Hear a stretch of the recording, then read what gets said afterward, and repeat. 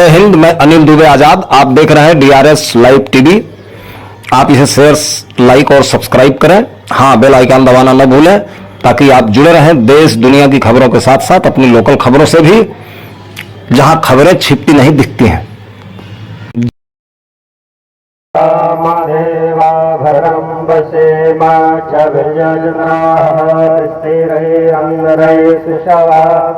स्तनो विपर्षे देवहिदञ्जदायुः शतमिन्नु शरदो अन्ते देवाजत्राटशकरा जरसन्तनो नाम्बावत्रासो जत्रपितरो भवन्ति मानो मध्या रीर्घतार्युर्गन्तोः आदित्यौरदितिरन्तरिक्षमदितिर्माता शपिता शपुत्रः विश्वेदेवा अदितिः पञ्चजनम् अदितृजातामदितृजनितवम् ॐ दीर्घायुत्वाय बलाय वर्चसे सुप्रजाय असहसा अथो जीवशरदः शतम् ॐ द्यौः शान्तिरन्तरिक्षत्वं शान्तिः पृथिवी शान्तिरापः शान्ति ओषधयः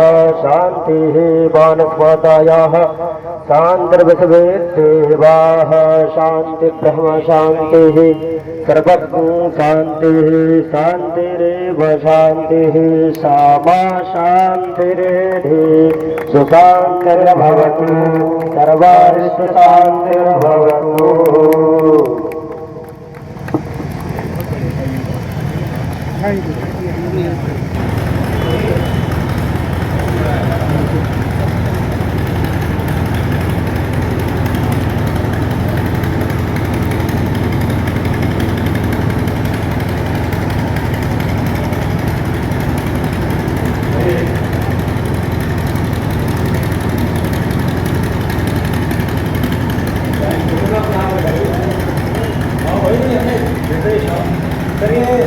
इनका पूरा योगदान रहा। इन्होंने अपने बल से उन्होंने इधर बनाया पूरा।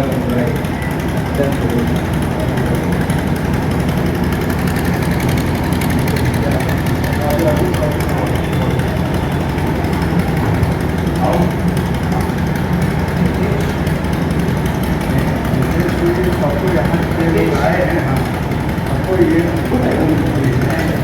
सबके पास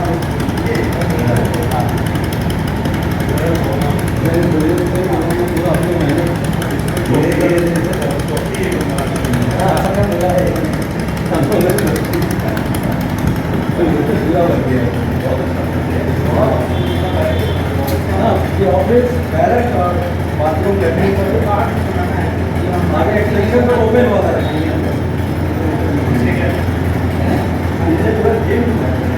सम्मानित जन, यह कार्यक्रम जो चौपाल का आयोजन, ये कोई नई बात नहीं है। सर ने ये स्लोगन दिया है, लेकिन इसके पहले भी पूरे भारतीय समाज में ऐसा ही होता रहा है कि झगड़ों का निस्तारण गांव में किया जाता रहा है। और इस संबंध में आप लोगों ने अगर मुंशी प्रेमचंद की कहानी पढ़ा होगा, पंच परमेश्वर, तो उन झगड़ों में गांव में था एक पक्ष मुसलमान था मुंशी प्रेमचंद जी की कहानी में। लेकिन उन लोगों ने जब पंच इकट्ठा हुए तो अंत में दोनों पक्षों के बीच में न्याय किया, आप लोग जानते होंगे।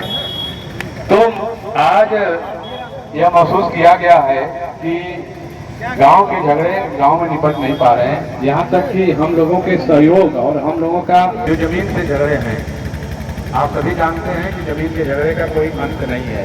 और आप लोग ज़्यादातर लोग हमसे मिलते हैं, हम बार बार आपसे कहते हैं कि भाई जमीन का झगड़ा तो समझौते से ही निपटता है। आप कितनी भी कोर्ट कचहरी कर लें, कहीं भी यहाँ से लेके माननीय उच्चतम न्यायालय तक भी लड़ें, अंत में आपको समझौते पर आना पड़ता है। और आपका श्रम और समय, पैसा सब कुछ बर्बाद होता है। तो यह मंच एक प्रकार से हम आपके बीच में शेयर करने आए हैं कि गांव के लोगों में, गांव में कोई झगड़ा हो, किसी भी प्रकार का हो, विवाद हो, उसको जो हमारे सम्मानित जन हैं वह इसको प्रयास करें कि गांव कि लोगों के सहयोग से ही पंचायत करके उन झगड़ों का समाधान कराया जाए। और ये ज्यादातर झगड़े पारिवारिक, अगर आप हो जाता है विवादवान हो जाता है तो निश्चित रूप से जो ये अपराध बढ़ रहे हैं समाज में, हर प्रकार के अपराध बढ़ रहे हैं, उससे जो है काफी। तो इस क्रम में अभी आपको अन्य हमारे वक्ता भी बताएंगे। मेरा तो यही कहना है कि आप सभी लोग पुलिस का, प्रशासन का आप सहयोग करें गांव झगड़ों को निपटारा करने के लिए। और इसमें हमारे प्रधान जी की भूमिका बहुत ज़्यादा है कि अगर वो उनको जनता ने चुन के भेजा है, अपनी भूमिका को भी समझें, प्रयास करें। झगड़ा हो तो इसके पहले सूचनाएं भी दें और साथ में अपने जमीन के मामले में या किसी भी अन्य मामले में लड़ सकते हैं और उसके द्वारा एक बड़ी हानि हो सकती है।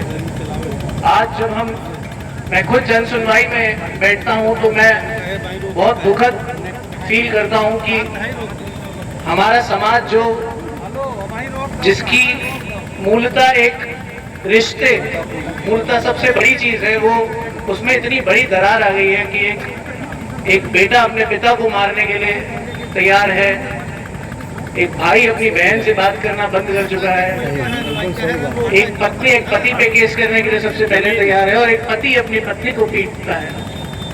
यह हम सबको एक मौका देता है कि हम देखें हमारा समाज किस तरफ जा रहा है।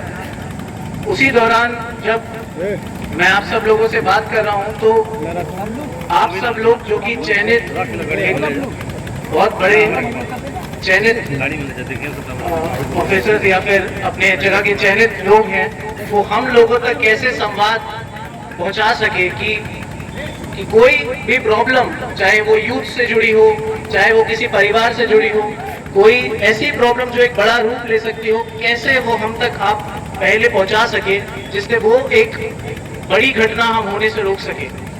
क्योंकि अल्टीमेटली हम सभी का मकसद है कि इस जनपद में शांति व्यवस्था बनी रहे, सुरक्षा हम प्रदान कर सके, आम मानवी जब यहाँ पे जाए तो वो सुरक्षित फील करे। तो उसी का अवसर हमारे आदरणीय पुलिस अधीक्षक महोदय जी ने ये सोचा है कि क्यों ना हम एक संवाद फिर से इस्टेब्लिश करें जिसके द्वारा आप हम तक वो बात पहुंचा सके। हमारे बीट आरक्षी जाते हैं गांव भर में, वो वहाँ का माहौल जानने की कोशिश करते हैं, लेकिन आपसे बेहतर माहौल कोई नहीं जानता। तो ये हम सभी की तरफ से आपसे एक अनुरोध भी है और आपसे ये भी कहना है कि आप भी कई बार ऐसा भी सिचुएशन आता है कि हम देते हैं कोई प्रधान ही किसी अपराधी को संरक्षण दे रहा है, ऐसा भी मौका देखने को बहुत बार मिलता है। तो अभी तो संरक्षण दे दिया जाता है, बट उसकी हानि जो आगे हमें फील करते हैं, कल को उसी प्रधान के साथ वही अपराधी कुछ गलत कर दे तो वो हानि उसको तब फील होती है। और ऐसी चीजें भी होते हुए हमने देखी है कि कैसे अभी पिछले कुछ दिनों किसी और सर्कल में, किराकर सर्कल, कोई और ऐसा सिचुएशन आ गया था कि कोई प्रधान किसी आपराधिक गतिविधि में कुछ बेनिफिट प्रोवाइड करने की कोशिश कर रहा था, तो उससे एक बड़ी हानि हम इस सोसाइटी को दे रहे हैं। तो ये सब चीजें मैं बोलूंगा आपको ध्यान रखनी चाहिए कि सबसे पहले आप खुद देखिए कि कौन सी ऐसी प्रॉब्लम है जो बड़ी घटना बन सकती है, कैसे हम अपने यूथ को ठीक कर सकते हैं कि वो आज बंदूक नहीं बल्कि हाथ में पेन उठाएं और बड़े से बड़ा एग्जाम क्लियर करें या पढ़ाई ऐसी करें कि जौनपुर का और नाम रोशन करें, और सिर्फ नेशनल लेवल नहीं बल्कि इंटरनेशनल लेवल पे भी जाएं और वर्ल्ड में जाके जौनपुर का नाम रोशन करें। तो यही संवाद को कायम करने के लिए और रखने के लिए मैं अपनी अब वाणी को विराम देते हुए माननीय पुलिस अधीक्षक महोदय से चाहता हूँ कि वो कुछ शब्द। धन्यवाद। मंचासीन एसपी साहब, एसडीएम साहब, सीओ साहब, हमारे सम्मानित जनप्रतिनिधिगण, यहाँ पर उपस्थित अर्शिया क्षेत्र के सभी संभ्रांत नागरिक,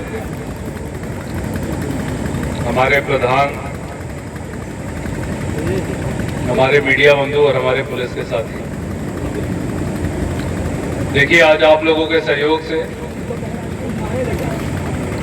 एक बहुत पुरानी डिमांड, यहाँ पर पुलिस की उपस्थिति होनी चाहिए।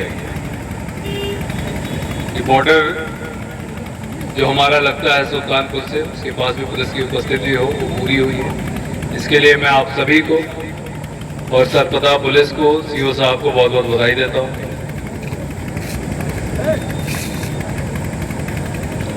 एक अपेक्षा, यहाँ पे कितने प्रधान आए हैं, अगर हाथ खड़ा करें।